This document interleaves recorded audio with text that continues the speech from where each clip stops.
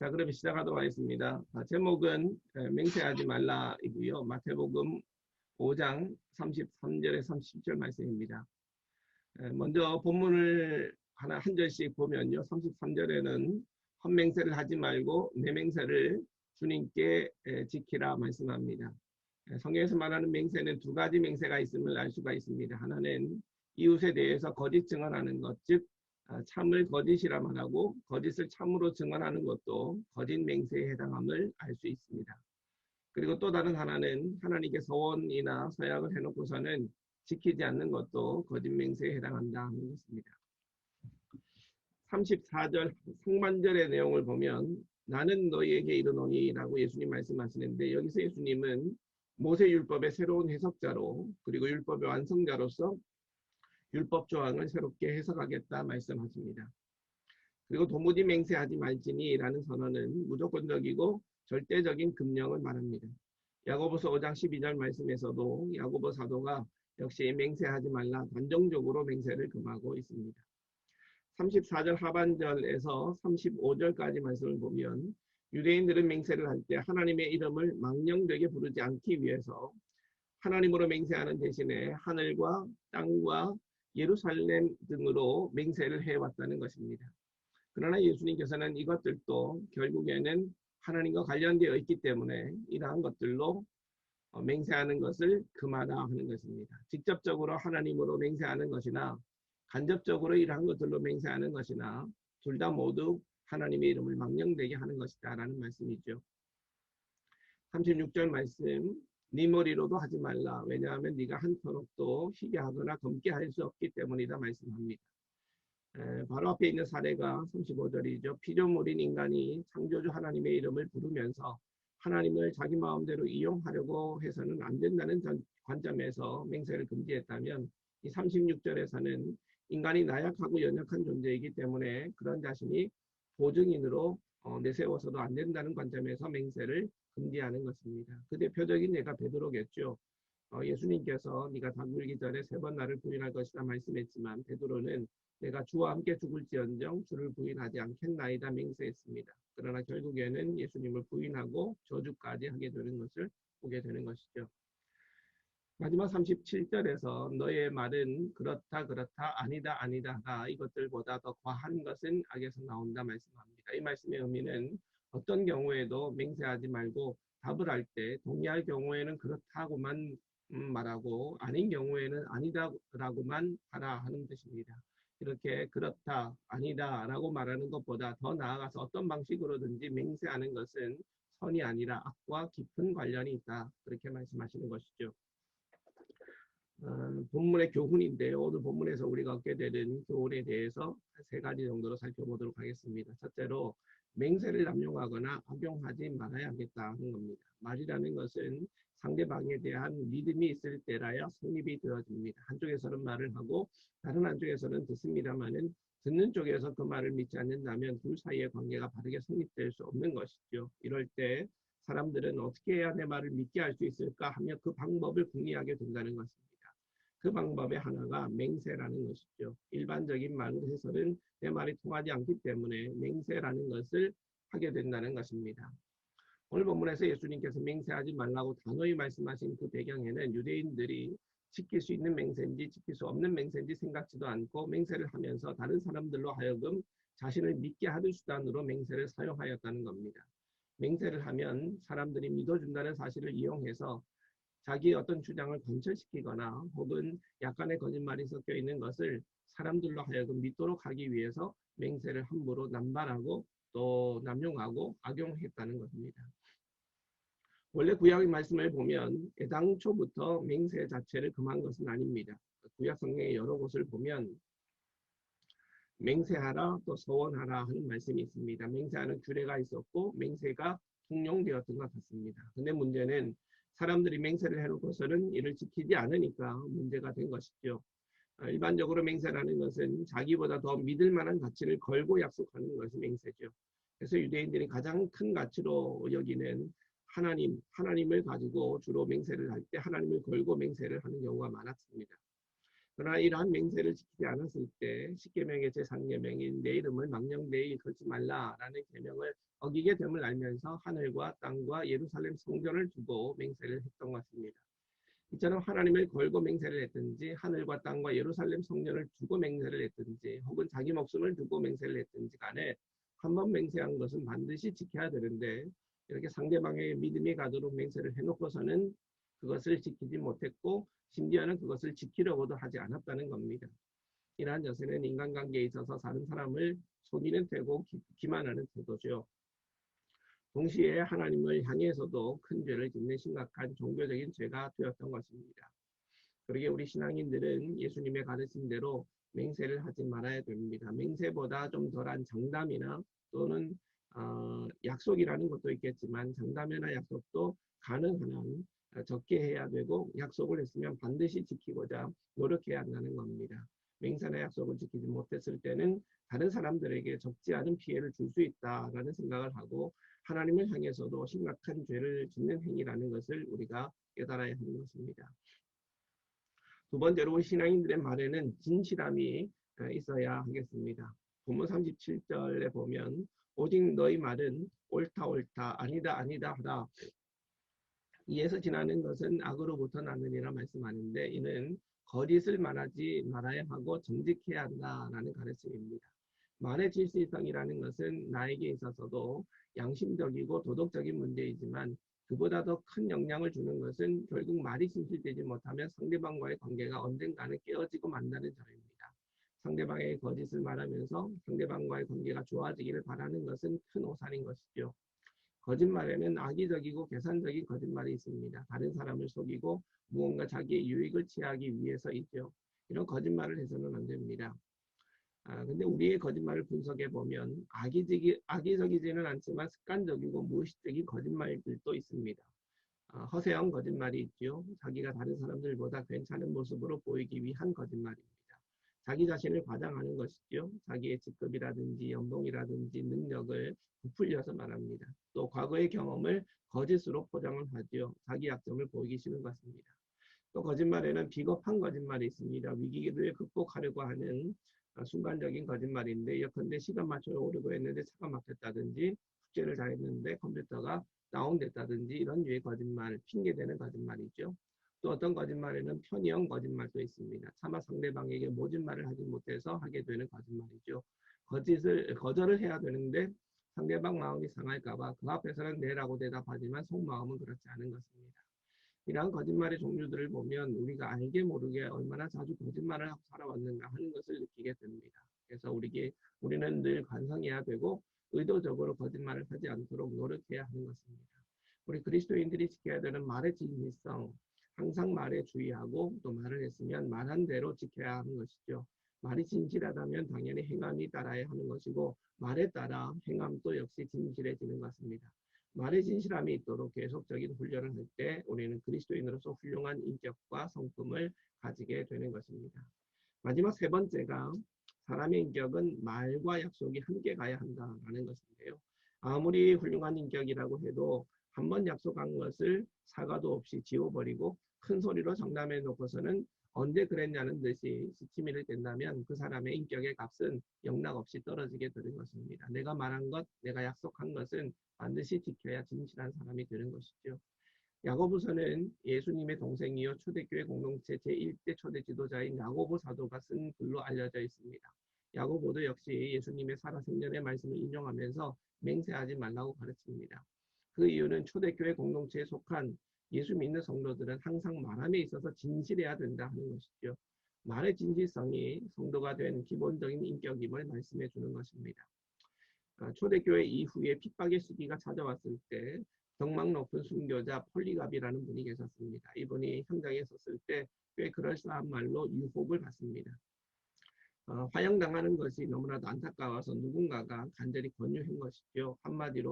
한마디만 거짓말하십시오. 그러면 제가 놓아드리겠습니다. 한마디만 거짓말하셔서 일단 이 자리를 모면하신 다음에 어느 딴 나라에 가셔서 마음대로 예수 믿으시면 되지 않겠습니까? 이제 폴리갑은 가슴 뭉클한 말을 하죠. 내 80평생에 하나님께서 한 번도 나에게 거짓말을 하신 적이 없는데 내가 어찌 거짓말을 할 수 있단 말인가? 이렇게 말하고서는 화형을 당하셨다는 겁니다. 우리나라도 기독교가 처음 전파되고서 일제강점기 시대나 공산당이 들어오면서 많은 순교자들이 생겨나게 되죠. 이들 순교자들은 따지고 보면 단 한마디의 거짓말을 하지 않으려고 죽음을 선택한 사람들이었습니다. 나는 예수 믿지 않는다. 이 말 한마디 하면 그 무서운 처형에서부터 벗어날 수 있었는데 그만한 거짓말을 하지 않았던 것이죠. 그 영향으로 우리나라의 초대교회 시절부터 60년대까지만 해도 예수 믿는 사람 하면 세상이 그래도 정직하다고 믿어주었습니다. 그 당시에는 그 사람 교회 다녀 하면 그 사람 믿을만 하겠구만, 정직하겠구만 하는 평을 들었습니다. 그러나 오늘날은 상황이 좀 달라졌죠.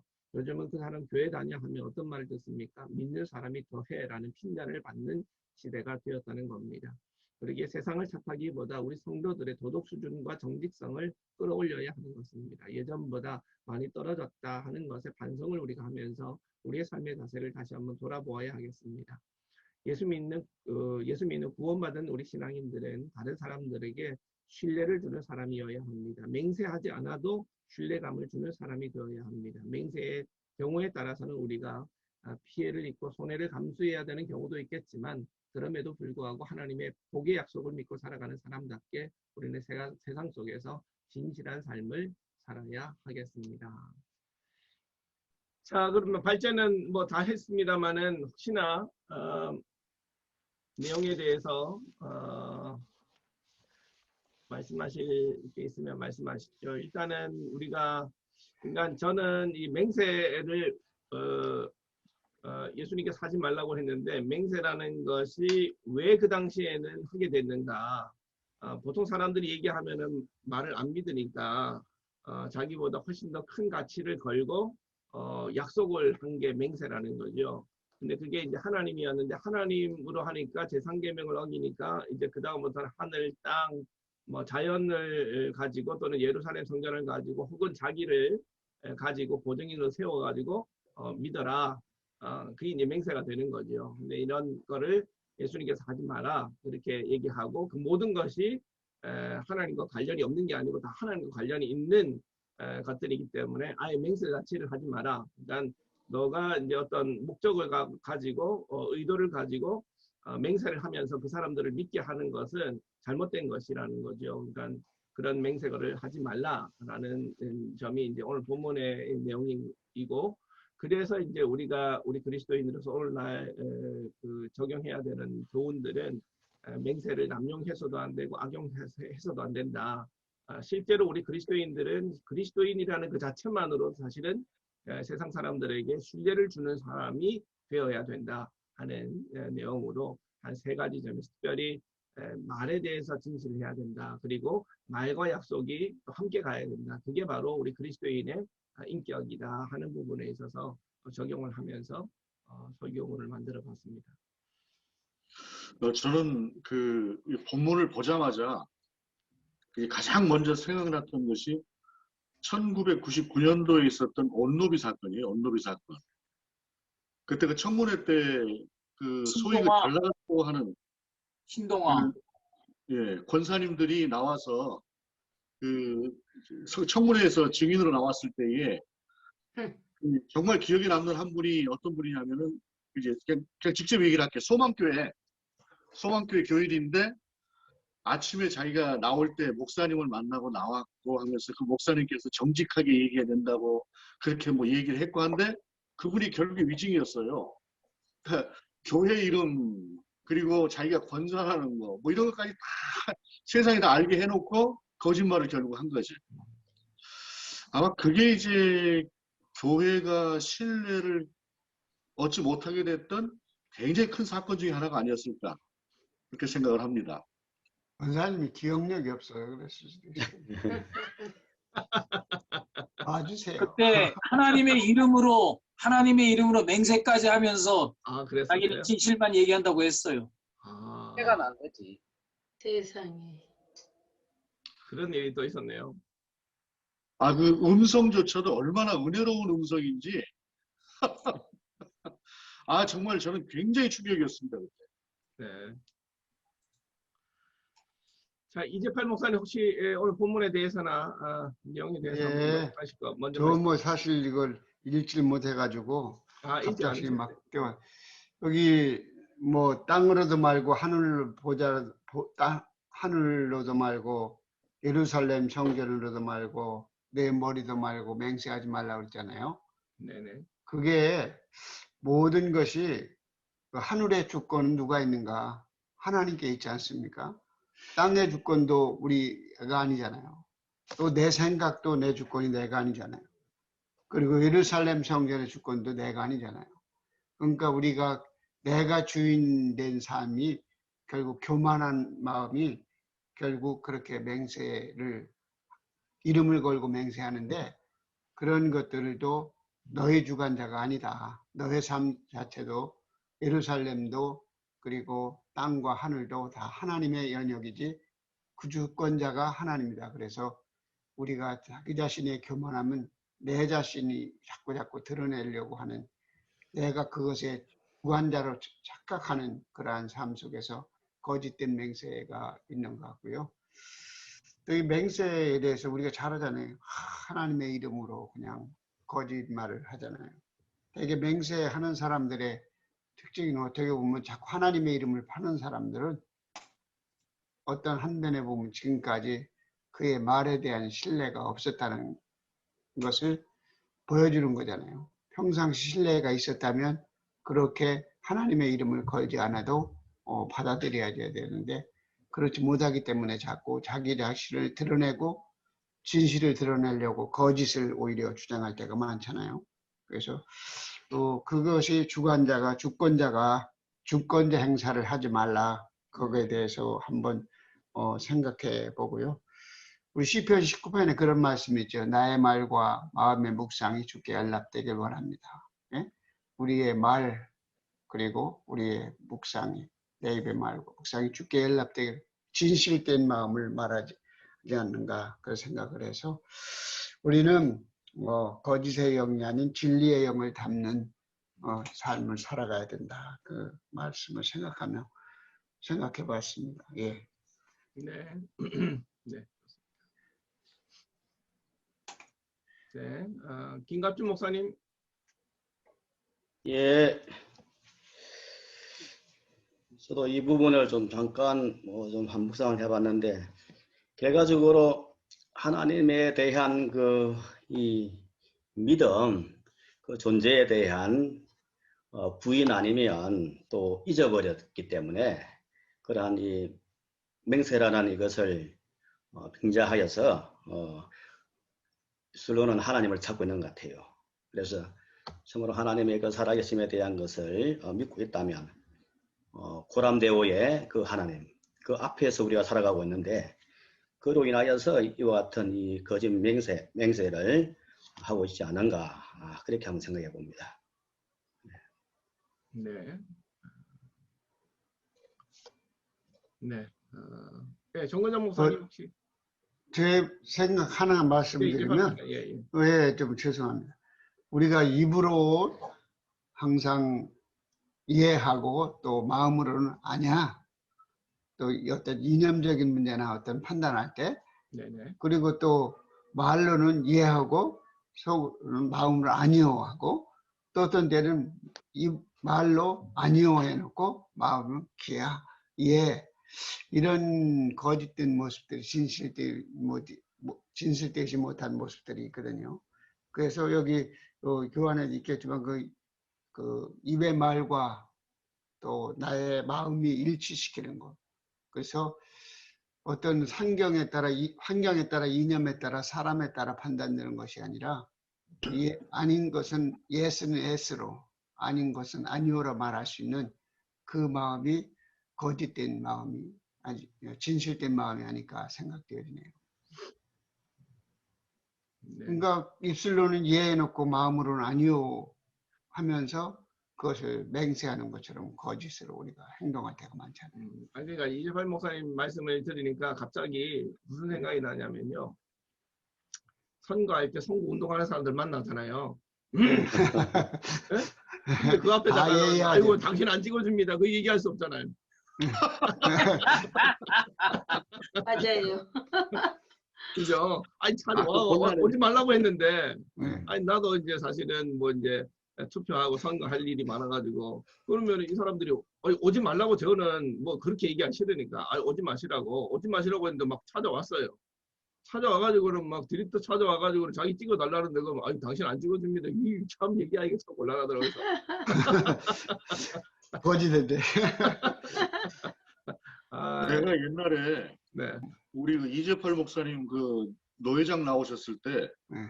죄송합니다. 제가 다른 분을 지지할 수밖에 없습니다. 했더니 굉장히 한동안 나를 미워하셨잖아요. 이재팔 목사님이. 내가 유한 적은 없어요. 거짓말 안 한다고 내가 그때 그랬더니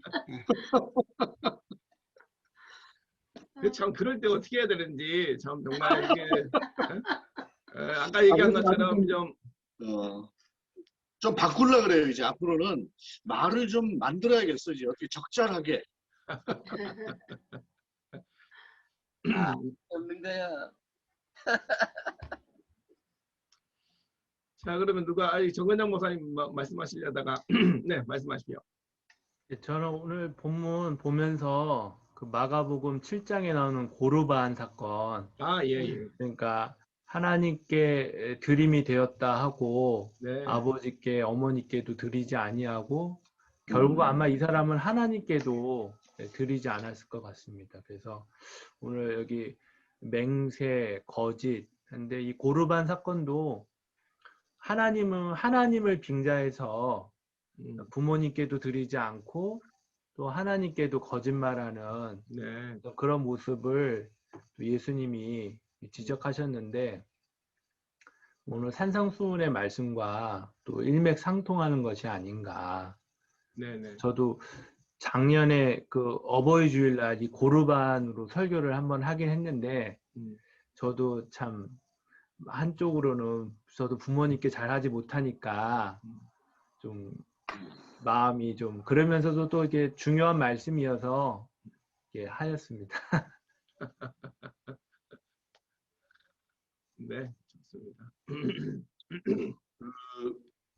사실 이게 이제 맹세뿐이 아니라 말로 갈 수 있는 부분이잖아요. 오늘 본문이. 가장 그 실제적으로 우리 주위에서 정말로 많은 예들을 찾아볼 수 있는 것 같아요. 이게.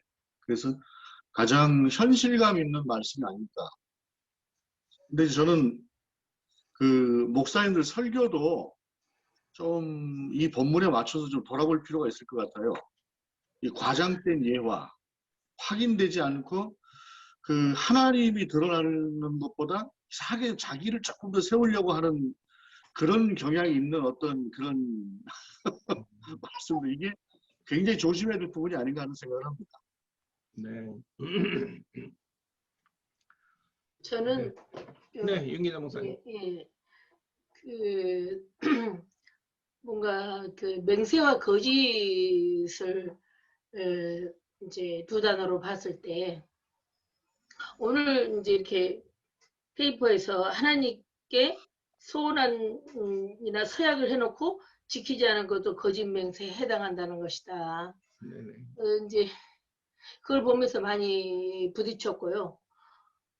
우리가 살아가는 동안에 하나님의 이름을 걸고 거짓 맹세하는 일은 얼마든지 최고의 지도자들부터 시작해서 얼마든지 우리는 접할 수 있다고 생각이 듭니다. 그래서 어떤 객관적인 상대적인 것을 볼 때 충격을 받기에는 너무나도 이상한 지금 시기에 우리가 살고 있다고 보여지고요.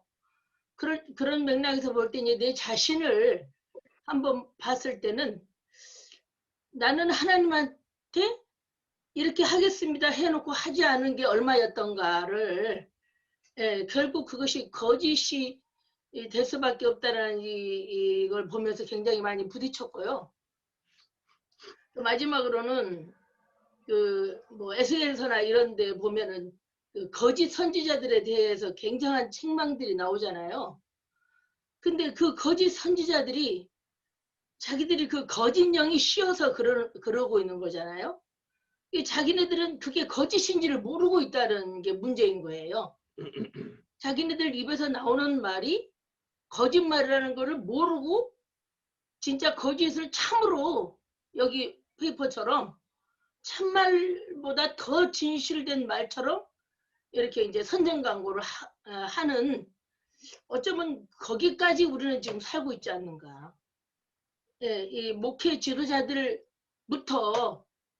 예, 그러니까 그 구약 시대라고 일축하기에는 지금 현 세대에 너무나도 많은 그런 사건들을 우리는 접하고 있지 않는가. 성성도는 더 말할 것도 없고 목회자가 자기가 말하는 것이 진짜인 줄로 속고 살고 있는 더 나가서 속고 살고 있는 그런 그렇다면 나는 과연 안 속고 주의 진리 속에서만 있는가 하는 그런 정말 그 굉장히 뭐라 해야 될까 그러한 시간 속에 우리가 있지 않는가 싶습니다. 영적으로 너무나 혼탁해서 지금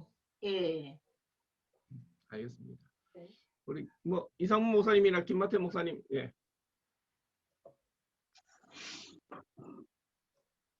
먼저 하라십니다. 김마태 목사님. 가까이 붙어서 말씀하셔야 돼요. 안 들려요? 잘 안 들립니다. 말을 하세요. 들리게. 하나님의 뜻인 줄 알고 그냥 가만히 있겠습니다.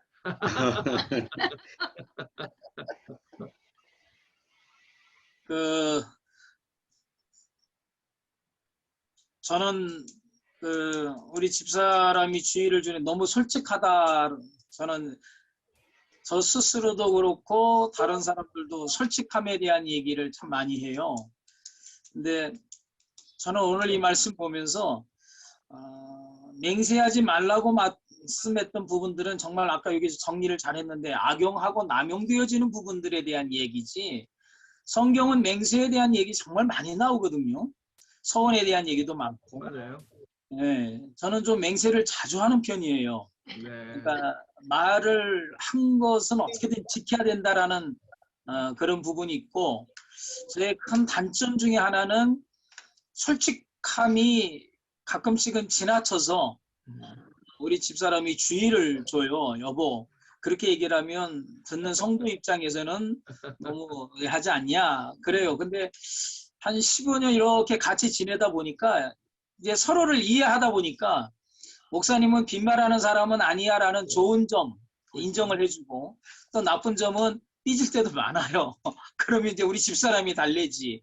근데 제가 이렇게 생각해 보면 자신의 어떤 유익을 위해서 자신의 어떤 이득을 위해서 하는 맹세나 거짓말에 대해서는 분명히 옳다는 얘기는 안 하겠습니다. 그러나 하나님과의 관계에 있어서 내가 지키지 못하는 부분도 있지만 내가 이것만큼은 평생 하나님 앞에 지키고 살아야 되겠다, 또는 이것만큼은 정말 목숨 이상의 가치를 가지고 있다라고 하는 부분들은 저는 맹세를 좀 하는 편이에요. 그런 말씀을 들으면서 윤기자 목사님 말씀처럼 종된 우리가 스스로 속거나 속이거나 내지는 자신의 이득을 위해서 거짓말과 맹세하는 일들에 대해서는 참 주의했으면 좋겠다 생각이 들고, 오늘 이 말씀을 요약한 것을 듣고 있다가 시편 15편이 생각이 나더라고요. 혹시 설교를 만약에 하신다면 시편 15편에 있는 말씀으로 좀 마무리를 이렇게 지면 내용이 좀 더 보완이 되지 않을까 하는 생각이 좀 듭니다. 시편 15편이 뭐죠?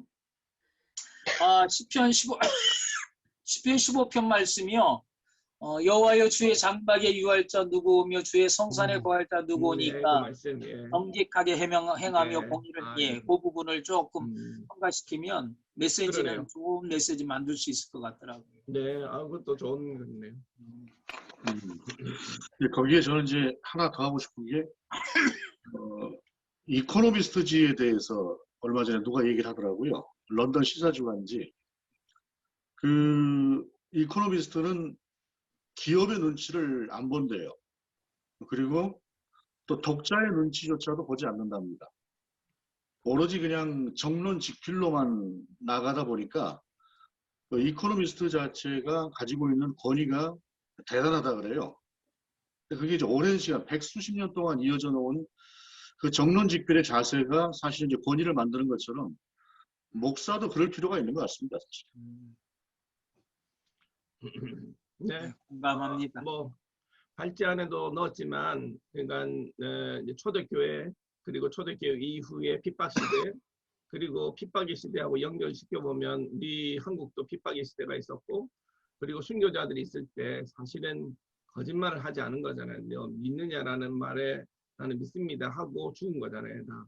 그렇다 보니까 기독교인들은 세상 사람들한테 좀 목숨 내놓고 믿는 사람들하고는 믿을 만한 사람들이라고 평가를 받아왔는데, 오늘날에는 그게 아니라는 거죠. 오늘날에는 오히려 예수 믿으면 믿는 사람이 더해라는 말을 할 정도로 우리의 신뢰도가 떨어졌다는 거에 대해서 누가 책임지냐? 사실은 우리가 제일 먼저 목회자들이 사실은 제일 부끄러운 거죠. 우리가 잘못 가르쳤고 우리도 실제로 그런 어떤 말의 진실성이 있어서 많이 떨어지고 도덕성도 많이 떨어지고 실제로 목사님들이 지금 사회적인 무리를 일으키는 경우가 너무 많지 않습니까? 너무 많으니까 이게 세상 사람들이 보면서 목사도 똑같아 뭐 이렇게 얘기하면서 평가 절하를 받는 그런 모습들이 이 같이 한국교회의 신뢰도를 전체적으로 떨어뜨리는 원인이 되고 있다는 생각을 합니다.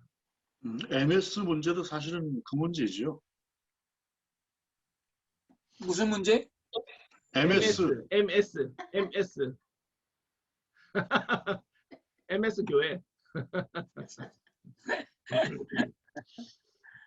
근데 이제 그 교환 보면서 6월이기 때문에 아까 그 6.25 때 순교하셨던 분들 네네. 그 얘기를 좀 많이 하면서 마무리하면 좋을 것 같다는 생각. 그것도 괜찮네요. 네네. 네. 좋네요. 6월에 마지막.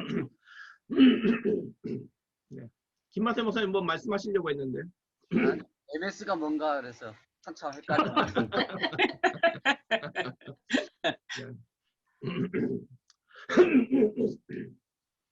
네, 또 말씀. 하나이죠. 예. 입만 열면 그 거짓을 얘기하고 알지 못하는 뭐 그렇게 되면 야, 참 내가 목사 된 것이 죄다 하는 생각이 가끔씩 들어요.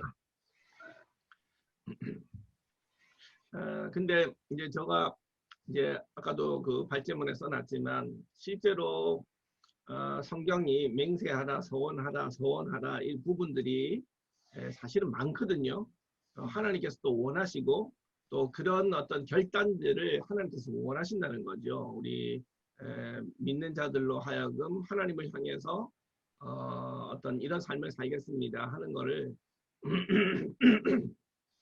저는 개인적으로 제 삶을 보면서도 하나님이 좋아하시고 기뻐하신다라는 생각이 드는데, 뭔가 이렇게 저도 참 복을 많이 받은 사람이라고 생각을 하는데 도대체 이 복이 어디서 왔을까라는 생각을 하면, 저는 이제 어릴 때부터 목사가 되겠다고 생각하고 어떻게 하면 진짜 목사가 될까, 참 목사가 될까, 어떻게 하면 내 삶 자체가 하나님의 기쁨이 될까, 하나님께 영광 돌릴 뿐만 아니라 하나님의 기쁨이 되는 삶을 살자, 또 그런 삶을 살겠습니다라고 이제 기도도 많이 해왔고, 그런 서원들 그게 하나님을 기쁘시게 했다라는 생각도 하고, 또 이제 저의 어떤 중간까지의 삶이 아니고, 저는 이제 인생 플랜 자체를 내가 죽을 때 어떻게 죽을 것인지, 아니면은 목회 이후에 어떤 삶을 살 것인지 하는 것들을 계속 기도하면서 하나님께 서원하면서 이런 삶을 살았으면 좋겠는데 하나님께 허락해 주시면 이런 삶을 살겠습니다.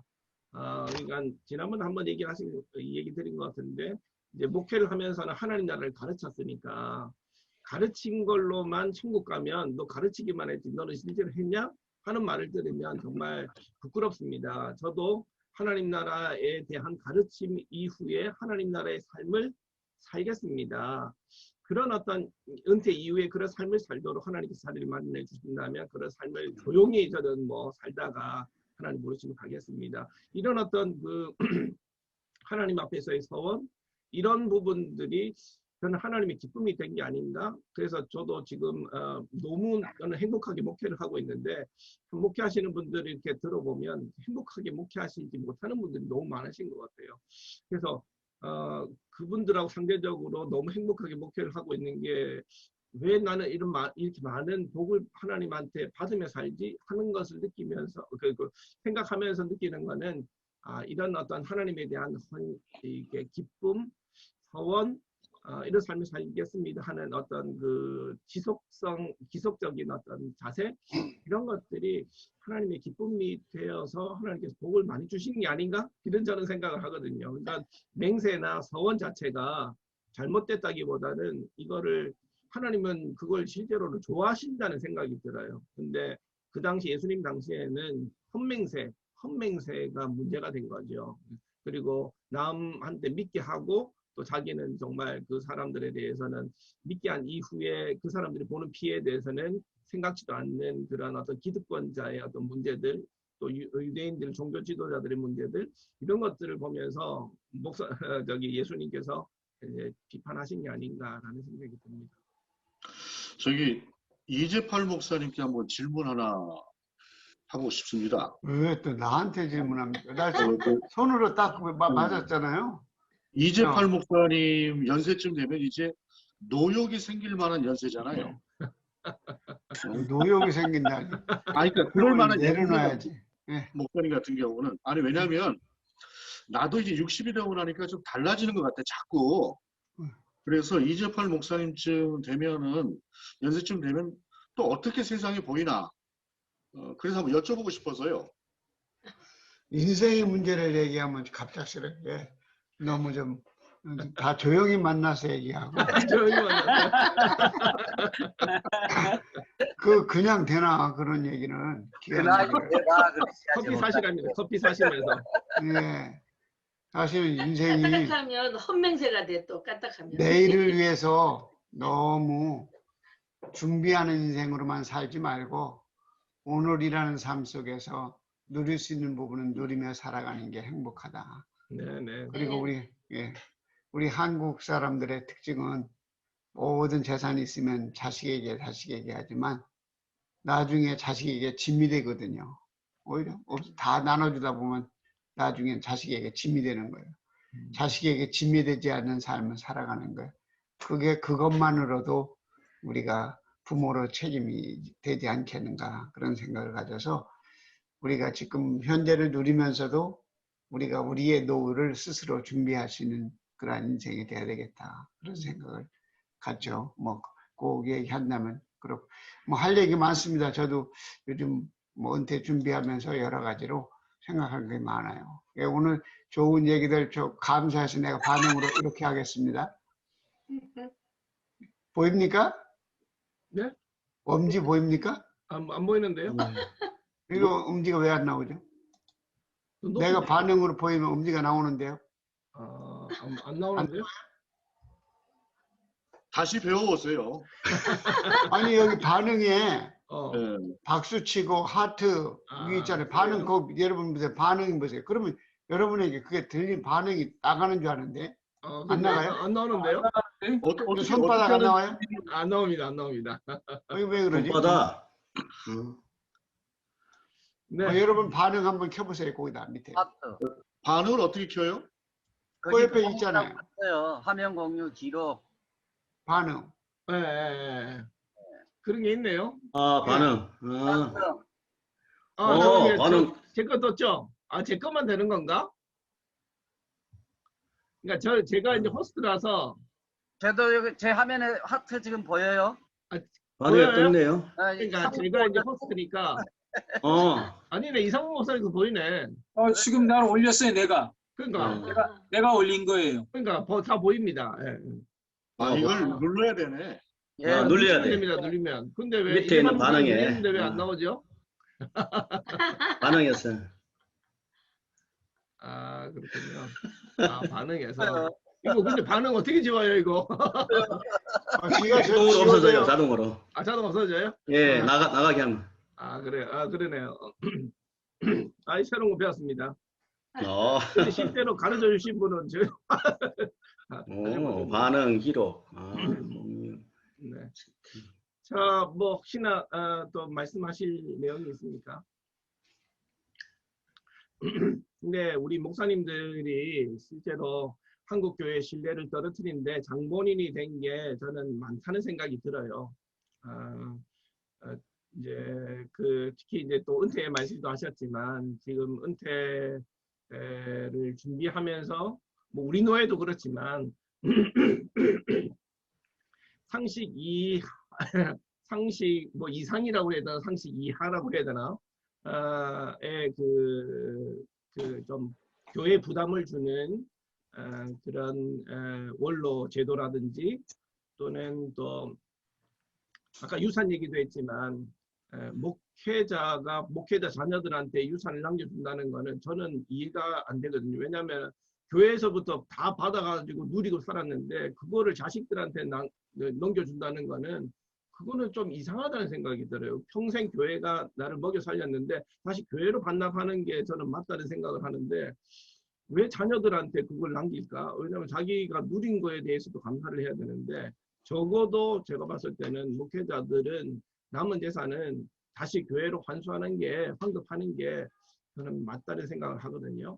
그리고 자식들에게 몇 천만 원 매달 남기는 것도 사실은 다 교회 돈이잖아요. 교회 헌금이고 우리가 그걸로 살아왔기 때문에. 근데 그렇게 남기는 것보다 하나님이 자식들을 키워주면 더 잘 키워준다라는 생각을 그만한 믿음이 없이 목회를 했다라는 게 저는 너무 좀 답답한 마음이 있습니다. 그래서 유산에 대해서 목사님들이 왈가왈부하는 거는 저는 젊은 목회자로서는 이해가 안 가고 저도 지금부터 우리 자식들한테는 유산 없다. 뭐 교회에서 내가 이만큼 누리고 있는 것도 너희들이 지금 복을 받는 건데 이것마저 유산까지 그건 욕심이다. 아빠나 엄마가 죽으면 무조건 모든 재산은 교회로 다 환급한다. 이런 것들을 지금부터 얘기하고 가르치거든요. 그리고 노후에 관해서도 마찬가지로 우리가 정말 말로만 가르쳤잖아요. 그런데 이 하나님 나라 사역을 우리 목회자들이 솔선해서 장애인 사업에 뛴다든지 또는 아이들 사업에 간다든지 정말 가난하고 힘없고 그런 사람들하고 같이 살아가면서 노후를 아름답게 마무리하는 모습이 정말 목회자들의 그런 삶이 돼야 되지 않을까? 이름 없이 빚도 없이 끝까지 은퇴하고 나서도 명예욕에 빠져가지고 살아가는 사람들이 얼마나 많습니까? 그러니까 그런 모습들을 보면 한국교회의 신뢰도는 목회자들이 실제로 너무 많은 부분을 실추시켰다 하는 게 젊은 목회자로 그러니까 지금 저의 젊은 목회자로서 생각할 때는 선배 목사님들을 볼 때 좀 안타까운 모습, 은퇴하시는 분들에 대한 안타까운 마음 이런 좀 그런 마음이 있습니다. 미국 교회들이 부담스러우신가요? 어려운 가운데 이렇게 유지되는 게 그들은 미국 사람들은 죽으면서 재산 상속을 교회에다 많이 하기 때문에 그 재정 가지고 그렇죠, 미국 기부. 교회가 현재 재정을 유지한다고 그러더라고요. 미국 교회 총무의 얘기를 들어보니까. 그러니까 그거를 교인들한테 우리가 강요하는 게 아니고 우리가 사실은 해야 되는 부분이에요. 우리는 교회 교인들이 헌금으로 살아가는 사람들인데 우리의 재산이라고 생각하면 안 되죠. 당연히 교회로 반납을 해야 되는 게 저는 맞다는 생각하는데 그런 생각을 목회자들이 잘 안 하세요. 그래서 좀 안타깝습니다. 원로 제도도 이제는 뭐 좀 없어져야 되겠지만 그런 돈에 대한 물욕을 가지고 있는 목회자들을 보면서 좀 아니지 않을까? 세상 사람들이나 교인들이 생각할 때는 기본적으로 실망하겠다라는 생각이 들죠. 실질적으로 죄송합니다. 그 원로 예우 문제에 대해서 한국교회에서 뭐 누가 5억 받네, 뭐 10억 받네 그런 얘기 들으면 사실 그렇게 대우받은 사람은 5%도 안 돼요. 전 교회 내 2, 3%에 불과한 거예요. 몇몇. 그렇죠. 그런데 그런 그런 소문이 듣고 누구나 또 다 그렇게 할 수 있다고 생각해서 너무 무리하게 그런 요구들을 해서 교회가 마지막 때 이렇게 좀 목회자가 이미지가 나빠지는 경우가 참 많거든요. 그러니까 한참 내려놔야 되고 그리고 내가 할 수 있다고 그래서 다 하는 게 아니고 성도들의 마음의 입장에서 보면 어떻겠는가 한번 생각해 보며 요구하시는 부분을 요구해야 되지 않겠는가. 할 수 있지만 그러나 양보하겠다. 그런 마음이 없이는 이게 참 쉽지 않은 것 같습니다. 네, 뭐 이제 마무리할 시간이 됐긴 했는데 발제한 내용하고 조금 다르게 다른 방향으로 논의는 좀 흘러갔습니다만은 혹시나 오늘 그 내용에 대해서 맹세에 대해서 또 말에 대해서 약속에 대해서 혹시나 꼭 하실 말씀이나 또는 뭐 자기 교회에서 있었던 예화나 실제적인 예화나 이런 내용이 있으시면은 말씀하시고 한두 분만 말씀하시고 마치죠.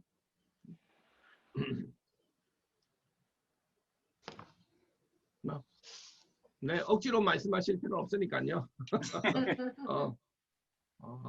네.